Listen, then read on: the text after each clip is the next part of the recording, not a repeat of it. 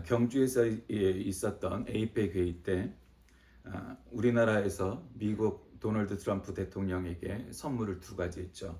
아, 우리나라 이 훈장 중에 최고인 무궁화 대훈장이었는데 역대 미국 대통령 중에 최초로 받는 훈장이었습니다. 그 사실 상식적이지 않았다는 거죠. 그 대단한 역할을 해야만 받는 거고 한국 대통령도 아무 문제 없이 끝나고 임기를 마쳐야 받는 그런 훈장인데 그랬고 또 하나가 여러분 잘 알다시피 신라에서 출토된 금관을 갖다가 모형으로 제작해 갖고 선물을 해서 여러 가지 이야기들이 많았습니다. 이제 워낙 백악관에다가 여기저기다 금칠을 해대는 트럼프 성격상 금을 좋아하니까 그런 금이 달려있는 선물을 한 건데 이제 문제는 이제 금관에 있습니다. 그걸 보고 미국에서는 굉장히 충격에 빠진 사람들도 있었습니다. 왜냐하면 그 당시에 미국에서는 No Kings라는 프레카드를 들고서 시위를 하던 미국 국민들이 굉장히 많았기 때문이죠. 트럼프 너는 미국의 왕이 아니야. 미국에는 왕이 없어. 그래서 No Kings 이러면서 시위를 했었기 때문에 그 용어가 굉장히 유명해졌고 그런 트럼프에게 금관을 선물한다고 그래서 그 금관을 쓰고 춤을 추고 뭐 하는 그런 밈들도 많이 양산이 되었죠. 그래서 그게 굉장히 한국 사람들과 미국 사람들에게 이야기거리가 되기도 했습니다. 어쨌든 요즘 시대에는 왕이 있는 나라, 뭐 입헌군 주제든 전제군 주제든 왕이 있는 나라는 많지 않죠. 근데 의외로 또 많아요. 왜 그러냐면 왕은 통치를 하지 않는 입헌군 주제 나라 중에 이제 영국이 대표적이고 뭐 일본이 대표적이지 않습니까? 그 중에 영연방이라는 체제를 여러분 잘 아실 거예요. 옛날에 영국의 식민지였다가 독립을 했던 나라들이 54개국인가 제 기억에 나면 그쯤 되는 것 같은데 그 나라들이 전부는 아니지만 대부분 다 영국의 왕을 자기 나라의 군주로 세워놨어. 자기 나라의 총독이 와 있어요. 굉장히 좀 약간 웃기는 이야기인데 그렇기 때문에 전 세계에 한 뭐 대충 따져도 100여 개 나라 정도는 거의 왕이 있어요. 형식적이든 실질적이든. 그러니까 우리가 생각하는 것보다는 이제 왕이 많은 거예요. 나라별로는. 물론 이제 그거 굉장히 영연방 때문에 이제 그런 거니까.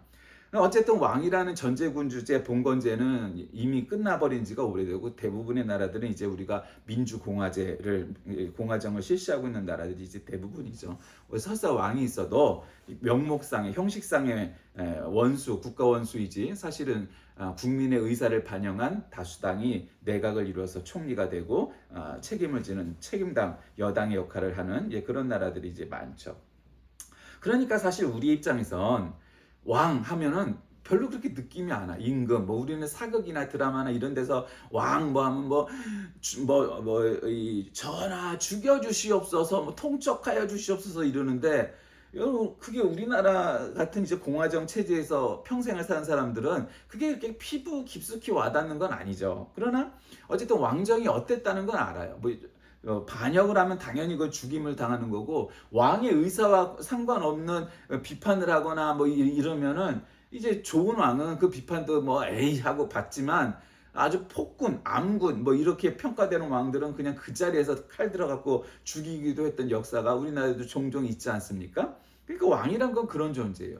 우린 뭐 대통령, 뭐 총리, 뭐 이런 존재하고는 얘기가 달라요. 우리는 뭐 대통령이나 총리를 욕해갖고 뭐 명예훼손, 국가 원수 모독죄 뭐 이런 걸로 걸려 들어갈 수는 있어도 옛날 전제군주제 왕이라는 건 이제 그런 겁니다. 아주 저기 하죠.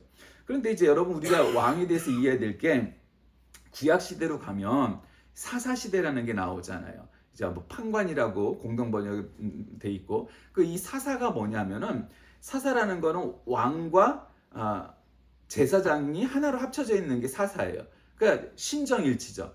신정일치가 돼 있는 나라는 전 세계에 사실은 단 하나밖에 없어요. 그건 어디냐면 이란 이슬람 공화국이죠. 정식 명칭으로. 거기는 이 정치와 종교가 하나로 돼 있는 체제예요. 막 그러면은 막 굉장히 모범적이고 아주 그런 원리주의적인 일들이 생겨날까? 근데 사실 별로 그렇지 않아요. 그래야 되잖아요. 사실은 그렇죠. 어떤 종교든 나쁜 종교는 없는 거니까 그 종교의 율법을 갖다가 제대로 실현하려고 노력한다면 이 세속 국가보다 좋아야 되는 이론상으로는 그런 측면이 있죠. 그럴 수 있는 거잖아요. 근데 실상은 별로 그러지 않아요. 별로 그러지 않아요. 그게 이제 이론과 임상이 실제가 좀 다른 부분이기도 하고 그렇습니다. 근데 어쨌든 이 사사 시대에 하나님께서는 뭐 우리가 잘 아는 삼손을 비롯한 여러 이 사사를 갖다가 이스라엘에게 주었는데 이스라엘에게 사사를 주었더니 그 이스라엘이 뭐 그 당시에 최강국이나 뭐 이런 건 아니었지만 그래도 꽤 잘 성장하고 있었어요. 근데 가만 보니까 이스라엘 국민들이 백성들이 보니까 이게 우리가 가오가 안 쓰는 거야. 예, 속된 말로 가오가 안 쓰는 거야. 왜? 옆 나라들은 우리나라보다 못 살아도 왕들이 있어갖고 막 왕관도 쓰고 뭐 이래저래 뭐 지엄한 뭐 임금에 뭐 저거라고 정치적으로 군사적으로 뭐 보면은 굉장히 이렇게 아무래도 왕이 있으면은 굉장히 이렇게 다이나믹하게 나라가 움직일 수 있잖아요. 그러니까 좋은 왕이 있으면 왕정이 제일 좋은 체제죠. 우리나라에 만약에 세종대왕 같은 임금 막 쭉 있었어 봐요.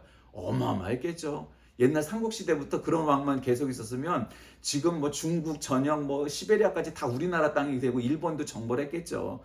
그 이제 그 현실에서는 그런 왕이 드물잖아요. 여러분 세종대왕 같은 왕이 일생이 아니라 우리나라 역사에 몇 명세 딱 한 명 있는 거잖아요. 뭐 그와 비슷한 급으로 따져도 뭐 10명이 되겠어요. 예, 그것도 안 될 것 같아요. 그 정도 레벨의 왕은. 그러니까 그 왕이 훌륭하고 정말 애민 사상을 가진 그런 왕이면 나라가 정말 공화정보다 좋을 수 있으나 확률적으로는 그런 왕이 나타날 확률이 굉장히 떨어지잖아요. 뭐 조선시대 왕이 27명이었나? 뭐 하여튼 그 정도 되죠. 뭐 24명, 27명. 그 고려시대도 뭐 엇비슷하겠죠.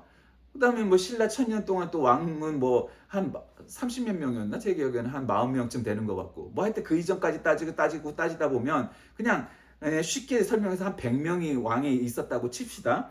그러면 그 100명의 왕 중에 세종대왕급으로 정말 성군이다, 정말 역사에 기록될 위인이다 이렇게 기록될 만한 왕은 아마 5손가락 정도면 충분하지 않겠어요? 그런 거예요. 그런데 이스라엘에 그걸 보니까 옆에 나라들은 별것도 아닌 나라들인데 왕이 있으니까 멋있는 거야. 멋있었겠죠. 왕관 딱 쓰고. 그러니까 이제 하나님한테 따집니다. 하나님, 아니 우리나라도 가오가 있지. 우리 하나님의 백성으로 선민이 하나님이 세워주신 나라인데 우리는 가오가 좀 떨어집니다. 우리나라도 왕을 좀 주세요.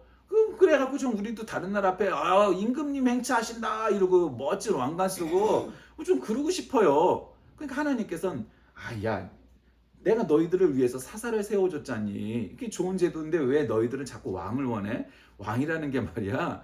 그게 멋있어 보이는 측면도 있지만 사실 세워놓으면 그 문제점 많다? 야 걔가 이게 또라이가 돼갖고 말이야 막 이렇게 되면 돌아버리면 그 막을 길이 있겠어? 아무것도 없잖아. 그럼 나라가 망하는 거야. 그러니까 사사가 좋다. 그러니까 왕을 세우지 말고 사사가 좋아. 그래도 계속해서 하나님한테 따져서 결국은 그래 그럼 왕을 세워줄게 하고 세운 왕이 이스라엘의 최초의 왕이었던 사울왕이었잖아요. 근데 그래도 그렇게 어렵게 세웠으면 그리고 자기가 태조잖아요. 초대왕이잖아요. 그러면 왕으로서 사명을 잘 감당했으면은 왕조가 건실해졌겠죠. 근데 어떻게 됐어요? 여러분 아다시피 사울은 사울의 때 그게 끝나고 자신의 뭐 아들이었던 뭐 열아들 중에 요나단 같은 사람이 아들 왕이 못 되고 오히려 다른 핏줄이었던 다윗이 왕이 되잖아요. 그리고 다윗이 솔로몬 때 전성기를 잠깐 이렇게 하다가 결국 솔로몬의 아들 때 남북으로 이게 분할이 되고 이 분리가 되죠. 그리고 나중에 다 남한국이든 북한국이든 다 망하잖아요. 그러니까 왕을 세워준 게 결코 이스라엘에 꼭 좋았을까?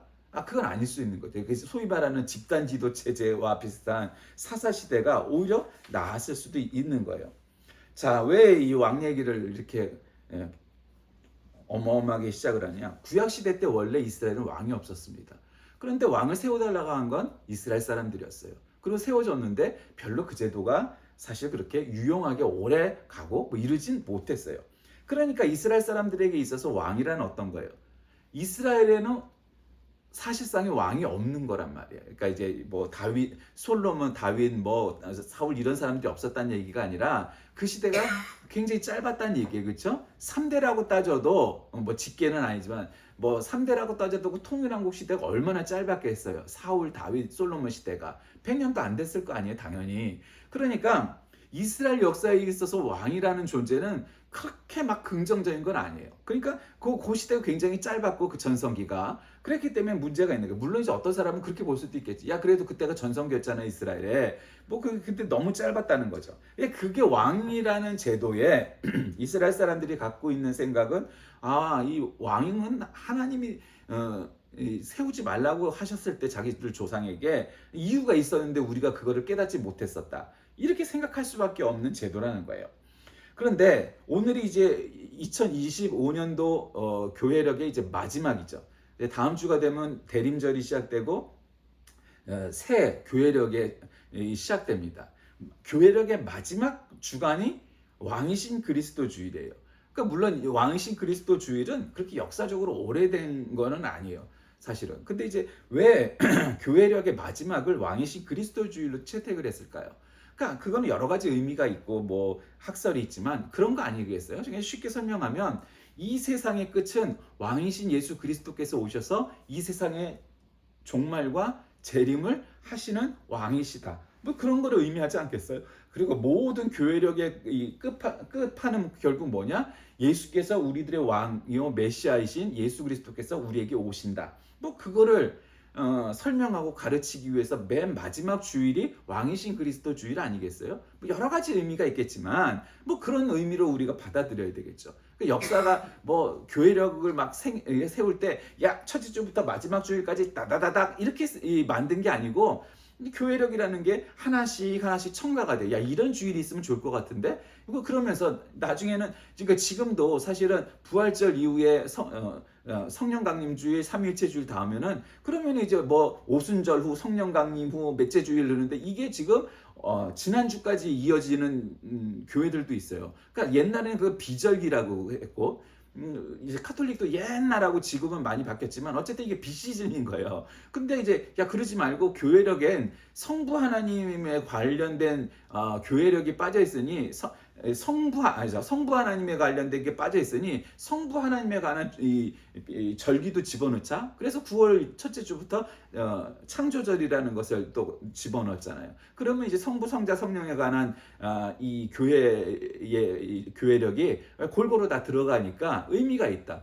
그렇게 해서 이 교회력이 완성된 거예요. 그러니까 뭐 창조절이 없는 교회는 나쁜 교회고 창조절이 있는 게 좋은 교회고 이런 의미가 아니고 그래도 이렇게 삼위일체 하나님에 관한 주관을 갖다 전부 집어넣는 거 좋은 거죠. 카톨릭은 거기에다가 또 성인을 기념해 갖고 무슨 성인 뭐 그 주관마다 또 다 성인이 또 있죠. 뭐 그렇게까지는 안 할지라도 뭐 그렇게 하는 게 삼위일체 하나님에 관해서 전부 하는 게 좋은 의미고 그렇게 해서 우리가 1년 동안을 삼위일체 하나님과 동행하는 해가 되자 주간들이 되자 뭐 이런 의미로 그렇게 따지는 거예요. 그런데 이제 오늘 본문을 이제 중심으로 저는 오늘 이 예레미야 23장 말씀에서 미래의 왕 이렇게 잡았어요. 뭐 이 제목은 그냥 뭐 성경마다 조금씩 다르지만 이 오늘 읽은 본문의 소제목을 뭐 미래의 왕, 뭐 메시아, 미래의 왕, 그리스도 뭐 이런 식으로 많이 잡아놨어요. 왜 그러냐면 이게 예레미야 시대잖아요. 여러분도 아다시피 예레미야 시대라는 건 뭐 이사야, 예레미야 이런 사람들은 대예언자예요. 그냥 대예언자라는 게 뭐 만든 말이 아니라 원래 대예언서, 소예언서가 있는데 이제 분량이 큰 거 대예언서라고 하고 분량이 적은 거 소예언서라고 해요. 그러면 이 대예언서, 즉 이사야나 예레미야 같은 사람들은 뭐 분량이 많아서 대예언자가 아니라 뭐 역사적으로 따져도 여러분이 다른 뭐 예를 들면 뭐 아모스라든가 뭐 나옴이라든가 뭐 미가라든가 여러분 뭐 이런 이름들은 그렇게 설교 시간이나 우리가 성경 공부 때 그다지 많이 뭐 그 본문들을 갖고 얘기하기 전에는 거론이 잘 안 되잖아요. 그러니까 분량도 적지만 그래 한 활동도 조금 그렇게 크진 않아요. 그러나 여러분 이사야서를 읽지 않아도 이사야 예언자가 아니면 예레미야를 읽지 않아도 예레미야 예언자가 등장하는 일은 비일비재해요. 그만큼 아주 어마어마한 예언자들이라는 큰 예언자들이라는 소리잖아요. 근데 이제 이 예레미야 시대 때 그러니까 특히 그리고 이사야서와 이 예레미야서는 특별히 굉장히 구약성경 시대 중에 구약성경 중에 안에서도 굉장히 복음적이고 아주 그 메시아적인 내용들이 많이 들어가 있어서 구약 성경의 복음서다 뭐 이렇게 말을 할 수도 있을 만큼 굉장히 복음적인 내용이 많아요. 그러니까 구약 시대 때 복음적인 게 뭘까요? 야 니네가 지금은 죄를 짓고 하나님과 멀어져 있고 계속 그러지, 하나님께서 자꾸 용서해 주셔도 니네들은 구약 역사를 봐라, 계속 하나님께 불충하고 믿음을 버리고 미신과 우상을 섬기고 그러지 않았어. 그러나 결국 너희에게 하나님께서 다시 메시아를 보내주셔서 올 것이다, 이렇게 얘기하는 거예요. 그러니까 내 목장의 양떼를 죽이고 흩어버린 목자들, 그러니까 지금 그 가짜 이단 사이비들도 많고, 그리고 지 욕심 차리고, 뭐 사이비가 지 욕심을 차리는 거지, 뭐 복음과 율법과 하나님과 이런 것과는 관계없이 그냥 지 배 채우는 뭐 이런 것들이 많잖아요. 그러니까 가짜가 많잖아요. 예, 얼마 전에도 전 대통령의 아내가 되는 사람이 종묘 뭐 이런 데 가갖고는 결국 왕이 앉던 왕자의 결국 자리에 앉아갖고 논란이 됐었죠. 그래서 사람들이 그걸 갖고 얘기를 해요. 그러니까 뭔 얘기를 하냐? 여러분 아다시피 이승만 대통령은 전주이씨예요. 전주이씨라는 게 뭐겠어요? 조선 왕조의 후손이라는 거죠. 그리고 이 나라의 초대 대통령이었어요. 그러니까 그 시대는 지금과 같은 상식도 없었고, 대통령이 왕자에 한번 앉아보겠다고 해서 아유 안 됩니다 그럴 시대가 아니잖아요. 그래도 이승만 대통령도 안 했던 일이었는데, 감히 대통령도 아니고, 뭐 대통령도 해서는 안 되지만 그 문화유산에, 요즘은 문화재를 문화유산이라고 하죠. 그 문화유산인 왕좌에 대통령 부인이 가갖고 털썩 앉았다는 거잖아요. 그러니까 뭐 얼마나 그 왕에 대한 환상, 그러니까 이 나라를 갖다가 다시 왕국을 만들려고 했던 그 저희가 거기서 나타났던 거죠. 그러니까 여러분, 그게 얼마나 그 왕권에 대한 이 흠모가 있었으면, 그러니까 그런 사람들은 다 왕이 되고 싶고 왕권을 쥐고 싶은 거예요. 그런데 이 목장 양떼를 흩어버린 사람들은 뭐예요? 정치적인 면에서든 또 종교적인 면에서든 하나님의 말씀과 율법과는 관계가 없이 사람들을 갖다 흩어버리고 사람들을 죽이고 나라를 망하게 하는 자들이 결국 그런 거예요. 그 사람들한테 뭐라고 해요? 너희는 저주를 받아라. 나 주의 말이다. 하나님이 말씀하셨다는 거죠. 그러니까 지금 이렇게 계속 구약 성경을 보면 끊임없이 뭐예요? 하나님께서 인간을, 이스라엘을 선택하시고 내가 너의 하나님이 되고 너는 나의 백성이 되어라, 이렇게 말씀하신 이후에 계속 아브라함서부터 그렇게 내려왔는데, 이 사람들은 계속해서 우상과 이단을 섬기고 또 이방신을 섬기고 뭐 이런 사람들이 계속 나타나서 죄를 짓는 거 아니겠어요? 그러니까 그 결과가 뭐겠어요? 결국 계속해도 용서해도 또 죄 짓고 또 죄 짓고, 그게 인간이. 그냥 우리가 생각하면은 야, 그렇게 딴 나라 역사도 아니고 지네 나라의 역사인데 그렇게 끊임없이 하나님 앞에서 배신을 했던 자기 조상들의 이야기를 들었으면, 아니 이제는 하나님 잘 믿는 나라가 되어야지 뭐 이럴 텐데, 뭐 그렇지 않았다는 거죠. 뭐 지금도 굉장히 종교적으로 여러분, 이스라엘이 뭐 이 유대교와 이 이슬람교는 굉장히 종교적으로 원리주의적이고 보수적이고 구약 시대 때 율법들을 어마어마하게 잘 지키는 걸 여러분 우리가 잘 알잖아요. 그러니까 사실 형식적으로는 이슬람교하고 유대교가 굉장히 비슷해요. 왜냐, 구약 성경밖에 없고 구약 성경 고지고대로 믿으려고 노력하는 종교가 두 종교니까, 이게 여러 가지 정치적인 문제가 얽혀 있어서 그렇지 사실은 뭐 그렇게 별로 다르지 않을 만큼 양식은 그래요. 물론 이제 종교의 근본은 좀 다르지만, 그러니까 그런 거란 말이죠. 그러니까 이스라엘 백성들이 끊임없이 죄를 지으니까 이 예레미야 예언자를 통해서 하나님께서 뭐라고 말씀하세요? 내가 이 양들을 돌보지 않고 악한 행실을 하는 사람들에게 말하면서 너희들은 저주를 받게 될 것이다. 너희들은 내 양을 제대로 돌보지 않았다. 그런데 너희에게 참다운 목자를 세워줄 것이다. 그들이 다시는 두려워하는 무수한 일이 없을 것이다.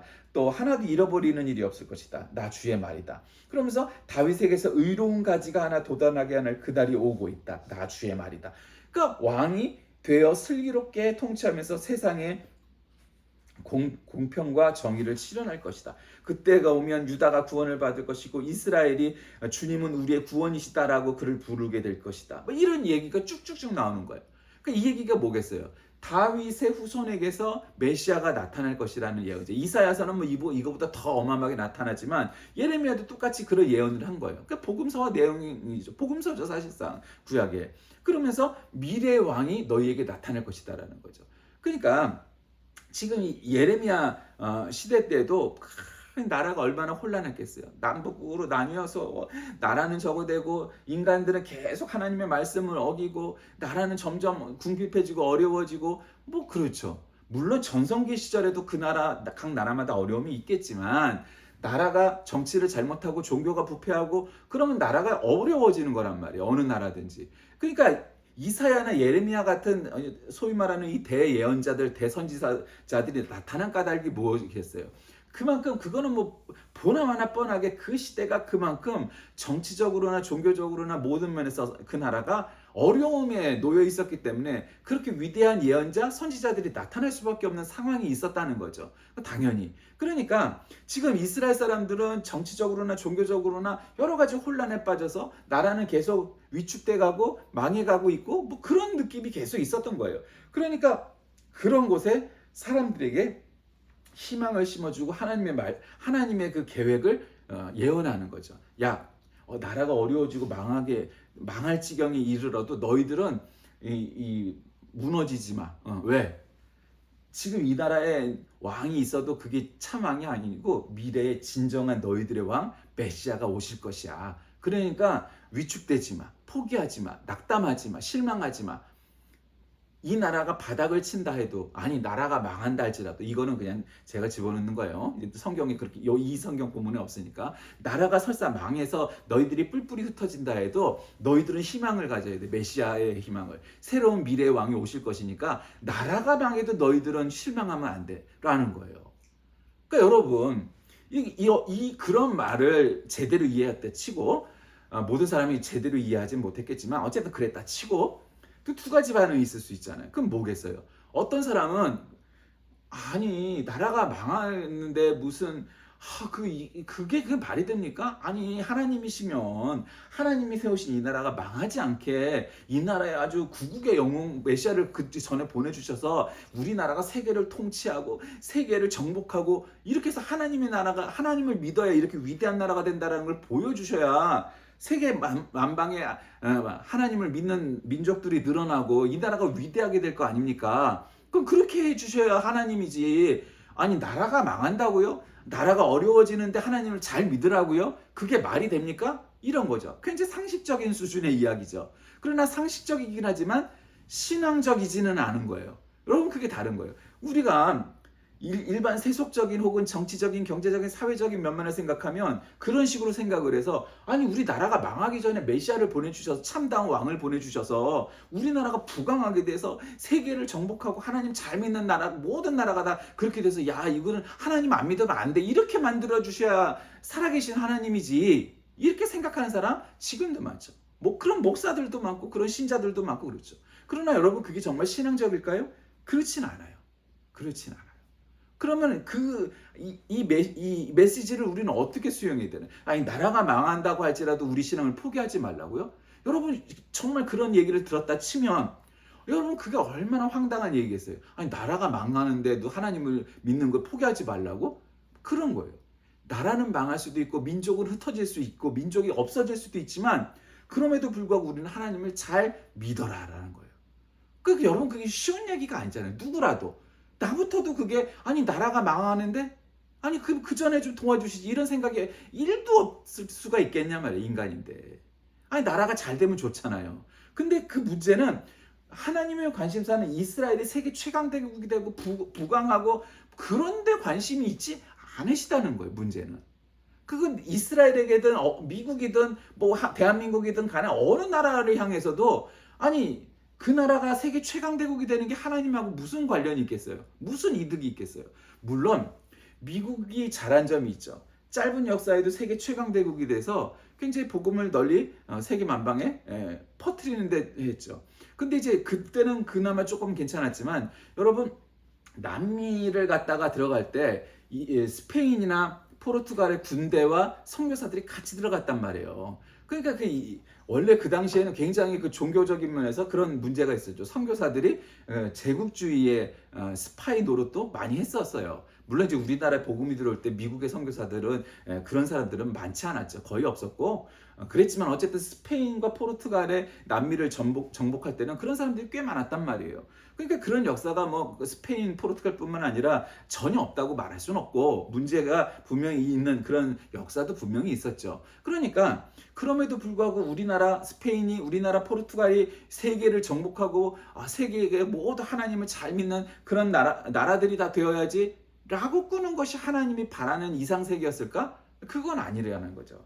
그건 여실히 예레미야의 이 말씀을 통해서도 드러나잖아요. 결국 이스라엘은 어떻게 됩니까?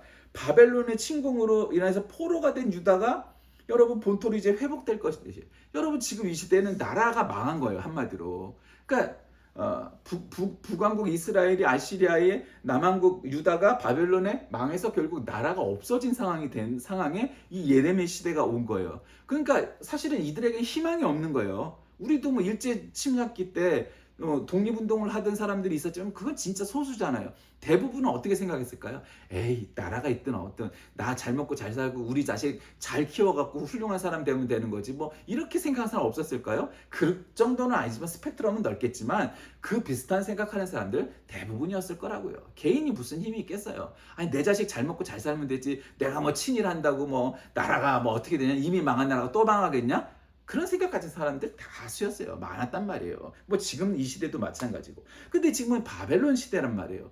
그러니까 여러분 그 70년 동안의 바벨론 유수 기간 동안에 이스라엘에게 무슨 희망이 있었게요? 근데 여러분 우리가 아다시피 이 바벨론 이 침공해서 망하고 결국 이스라엘의 똑똑한 사람 엘리트들을 다 바벨론으로 데려가서 바벨론화 교육을 시키죠. 근데 그게 이제 문제였던 거야. 그 사람들은 여기서 똑똑한 사람들, 리더들, 엘리트들을 데려가면 이 나라가 아주 쫄딱 망하겠다 생각을 했는데 어떻게 됐어요? 이게 너무 똑똑하고 이런 사람들을 데려가다 보니까 정치, 종교, 뭐 그 당시에는 주로 이제 그런 거니까 정치, 경제, 종교의 그런 지도자들을 데려가니까 이 사람들이 거기서 각성을 하잖아요. 무슨 각성을 해요? 거기서 바벨론 말 쓰고 바벨론 종교를 믿게 하고 이러니까 야 이건 아닌데? 야, 우리가 하나님 잘 믿어갖고 나라가 안 망하고 좋은 왕을 세워갖고 나라가 안 망했으면 우리가 이런 모욕은 안 당했을 텐데 다른 나라가 살아보니 어때요? 내 나라가 좋구나라는 각성이 있는 거죠. 우리가 우리나라에서 야훼 하나님을 잘 믿는 나라가 됐었으면 얼마나 좋았을까? 예루살렘이 그리운데 베들레헴이 그리운데 이런 생각이 들었던 거예요. 그래서 그 사람들이 바벨론 포로기에 무엇을 해요? 거기서 성경을 기록하기 시작을 해요. 옛날에는 다 구전으로 토라를 주로 토라 창출내미신 이 모세오경을 갖다가 줄줄줄줄 다 외워서 지식인이라면 모세오경을 줄줄줄줄 외웠던 사람일 거예요. 근데 그걸로 끝나지 않고 왜 자기네 자식 손주는 이 바벨론 스테이 나갖고 히브리어를 다 잊어버린 거예요. 잘 모르는 거예요. 그러니까 이 사람들이 거기서 성경을 토라를 기록했겠죠. 그리고 시나고그가 사실상 없으니까 비밀스럽게 예배 제사를 드리면서 뭘 했겠어요? 주일학교를 연 거예요. 요즘 말로 말하면 주일학교, 교회학교를. 그래서 아이들에게 야훼 하나님에 대해서 율법에 대해서 가르치기 시작을 하죠. 그러니까 나라가 망한 게 문제였긴 했지만 결국 거기서 각성을 하고 결국 그들이 종교적인 부흥을 해서 나중에 뭐 여러 가지 개혁을 할 수 있는 그런 일들이 나타나겠죠. 성전도 재건하고 성벽도 재건하고 뭐 이런 일들이 거기서부터 이제 발흥이 되는 거죠. 그러니까 여러분 나라가 망하고 했다는 것이 뭐 절대로 좋은 일은 아니겠죠. 어느 나라에게나. 그러나 이 사람들에게 나라로 봤을 때는 그게 좋은 일은 아니고 반가울 일은 아니지만 신앙적인 차원에서는 나라가 망해서 바벨론으로 전부 다 붙잡혀갔던 기간이 그렇게 나쁜 것만은 아니었던 거예요. 우리도 여러분 일제 침략기를 당했던 것이 뭐 그렇게 자랑스러운 일이고 뭐 그러겠어요. 근데 여러분 그게 꼭 나쁜 것만은 아니었던 게 역사적인 관점에서 우리가 각성을 할 수 있었던 거죠. 야, 우리가 맨날 치고받고 싸우고 그래서 나라가 망하고 그 나라가 몰락하고 이렇게 돼갖고 딴 나라가 우리나라를 식민지화하고 하는 것이 야, 차라리 그래도 우리나라 왕이 다스리던 나라가 더 낫다 이런 생각을 할 수밖에 없는 게 된 거죠. 그래도 같은 민족이니까 이 정도까지는 아니었는데 일본 놈들이 우리나라와 갖고 우리나라를 이렇게 우리를 갖다 핍박을 하는구나 이런 생각을 왜 안 했겠어요? 그렇게 많이 생각을 했단 말이죠. 이제 그런 것들이 있었다는 거예요. 그러니까 이 예레미야를 통해서 포로가 귀환될 것이다. 목자들을 세울 것이다. 의로운 가지 즉 다윗의 후손 중에서 메시아가 나타날 것이다. 뭐 이렇게 나타나는 거예요. 그러나 그 시대엔 또 이미 여러분 어땠겠어요?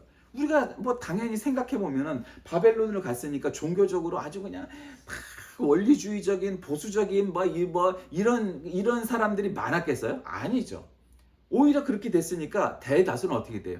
혼합주의적인 종교를 신앙을 지킨다고 해도 굉장히 혼합주의적인 종교가 되는 거죠. 아까 바벨론 신하고 이스라엘 신하고 점점 섞어갖고 뭐 이런 사람들 나타나고 거짓 선지자들이 나타나는 거예요. 그리고 순수하다고 말하지만 결국 사실은 하나님을 섬기기보다는 자기 배를 줄이는 거죠. 그 여러분 이단과 사이비는 결국 뭐예요? 하나님의 영광을 위해서 사는 사람이 아니고 지 뱃속을 채워서 지 지갑이 다 두꺼워지는 게 그게 이단 사입이란 말이에요. 결국 따지고 보면.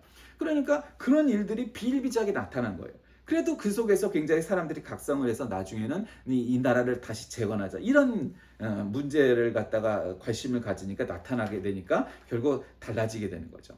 그러니까 지금 예레미야 말씀 중에는 엄중한 말씀이란 말이 나와요. 오늘 이제 본문 가운데는 안 나왔지만 거기서 엄중한 말씀이란 건 뭐예요? 그 예언이라는 거예요.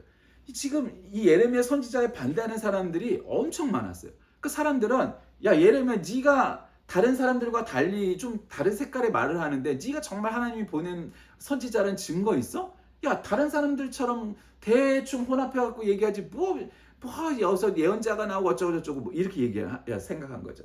근데 여러분 아다시피 우리는 이제 알잖아요. 우리는 구약시대 사람도 아니고 우리는 신약시대 사람도 아니고 우리는 이스라엘 사람도 아니고 이렇게 성경의 역사를 딱 보면 이사야나 예레미야와 같은 구약시대 때의 선지자들이 말했던 그 예언들이 결국 예수님께서 그 예언들을 전부 완성하시고 이제 모든 복음의 완성을 이루셨다는 걸 우리는 알고 있잖아요. 당연히. 그러니 얼마나 그게 위대하고 대단한 예언자냐 말이에요. 자, 말씀을 정리합니다. 오늘 이 예레미야 선지자는 여호와 우리의 의라는 이 어구가 나오죠. 그러니까 이 말씀은 뭐예요? 하나님과 그리스도의 관계죠. 그리스도께서는 하나님의 의가 되신다는 거예요. 그러니까 하나님께서는 그 속성상 의로우실 수밖에 없죠.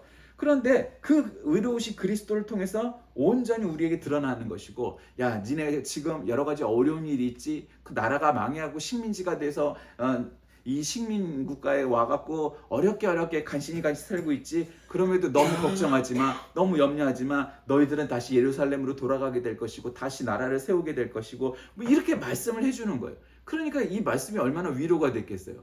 그 예레미야를 믿음. 예레미야의 별명이 뭐예요? 눈물의 예언자 아니에요? 눈물의 선지자잖아요. 그 얼마나 아모스는 정의의 선지자니까 좀 양상이 달랐지만 예레미야는 얼마나 눈물을 흘려가면서 이스라엘 사람들을 설득했겠어요. 여러분, 하나님께서는 우리나라를 다시 세우시고 우리를 돌아가게 하실 겁니다. 그러니 우리가 신앙을 지키고 회복하고 신앙을 지켜야만이 우리가 다시 나라를 찾았을 때, 예루살렘으로 돌아갔을 때 이 나라를 다시 강성하게 하고 종교적으로 부흥을 하고 이런 일들을 이룰 수가 있어요. 그러니 이스라엘 동포 여러분, 우리가 정말 하나님 잘 믿는 백성이 됩시다. 얼마나 눈물로 기도를 했겠어요. 그렇게 기도를 하면서 사람들에게 말했던 거죠. 여러분, 옛날 우리나라에서 훌륭했던 다윗이나 솔로몬 같은 왕이 참다운 왕이 아니고, 그리고 지금 대제국인이 바벨론의 왕이 대단한 왕이 아니고 참다운 왕이 누군지 아십니까? 다시 오실 다윗의 가지에서 새로 뻗어나올 그 왕 메시아, 그 재림주가 메시아가 우리의 참다운 왕이십니다. 그렇게 말하려고 했던 거죠. 그러니까 우리는 이 예레미야서를 통해서 거짓 선지자는 말할 것도 없지만 그를 따르는 사람들에게도 하나님의 심판이 임한다는 사실을 예언한 거죠. 그러니까 거기서 끝나는 게 아니고 결국 여러분들은 잘 하나님을 지금 이래도 지금 식민지가 된 상황에서도 여러분 정신 못 차리고 결국 우리 이스라엘은 망하게 될 것입니다. 그것까지도 다 예언해요. 오늘 본문 안에는 없지만.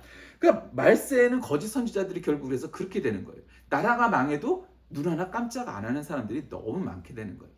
그러니까 나라가 망하고도 2000년 동안 나라 없이 정말 세계에서 어마어마하게 유명한 민족이 되잖아요. 유대인들이 뭐 지금도 여러 가지 이야기거리와 밈이 있잖아요. 왜 그런 민족이 되었어요? 정신 못 차린 거죠. 정신 못 차리고 맨날 싸우고 쓸데없는 데다 목숨 걸고 그러다 보니까 결국 그렇게 된 거예요. 나라를 잃어버린 거예요. 그러니까 이사야든 예레미야든 그런 예언자들의 말씀에 귀를 기울이지 않다 보니까 나라가 망하고 그들의 신앙도 당연히 나라를 망해서 흩어져 버리니까 종교적으로도 뭐 세계적으로 뻗어나가지 못했잖아요. 유대교라는 것이 이스라엘 사람들을 중심으로 유대교를 믿는 거지 뭐 물론 이제 미국에는 유대인들이 많고 유대교 신자 여러분 많습니다. 원래 핏줄이 유대인이 아니어도 유대교로 귀하는 사람들이 꽤 많아요. 유명 인사들 중에 유대교 신자라고 고백하는 사람들이 꽤 많이 나타나요. 지금 트럼프 정부에도 꽤 많고요. 그러니까 세계적인 종교가 되지는 못했잖아요. 그 이유가 뭐겠어요? 그 나라가 망하고 선교에 관심 잘 갖지 않고 우월의식을 갖고 야 너희들은 하나님 믿을 민족이 못돼 너희들은 개돼지 같은 민족이야. 그러니까 막 이런 차별주의를 갖고 있으니까 유대교가 그렇게 발음을 못하고 세계적인 종교가 되지 못하고 말았잖아요. 그리고 나라도 그 당시에 막 해서 세계를 정복하고 이런 나라가 될 수도 있었을 텐데 결국 지금도 나라가 조그만 나라여서 물론 이제 누구라도 함부로 못하는 나라가 되었지만 지금 이 시대에는 그러나 지금 그랬잖아요. 그래 지금은 정신 차리고 나라를 지키려고 하는 그런 시대가 되었습니다. 여러분 왕이신 그리스도주의 지금 누가 참다운 왕이고 누가 참다운 대통령이고 뭐 어쩌고 저쩌고 세상 속에 모든 왕들 세상 속에 모든 뭐 정치 지도자고 뭐고 간에 그 사람들이 우리에게 참다운 왕이 아니라 오직 예수 그리스도 하나님만이 우리의 참다운 왕이심을 믿고 깨닫고 고백하여서 어떤 상황 속에서도 흔들리지 말고 우리는 무슨 뭐 역사의 흐름 속에서 어느 쪽 편이 뭐 이런 게 아니라 우리는 하나님 편에 서야 되는 사람들이고 하나님 생각과 하나님 마음과 하나님 판단에 귀를 기울여야 하는 사람들입니다. 정말 하나님께서 원하시는 건 뭘까? 우리가 정말 거기에 관심을 갖고 살아서 정말 여러분의 삶 가운데 오직 예수만이 나의 왕, 나의 주, 만왕의 왕이시라는 고백을 통해 여러분 정말 하나님의 백성으로 살아가는 저와 여러분 다 되시길 주의 이름으로 간절히 기도하겠습니다. 살아계신 하나님, 오늘날 우리의 삶 속에서 여러 가지 정치적인 혼탁이 있지만 어떤 속에서도 누구에게 치우치지 않고 오직 예수님만이 우리의 왕이심을 깨달아 하나님 잘 믿는 백성, 하나님 잘 믿는 자녀로 살아가게 하여 주옵소서. 예수님의 이름으로 간절히 기도드립니다. 아멘.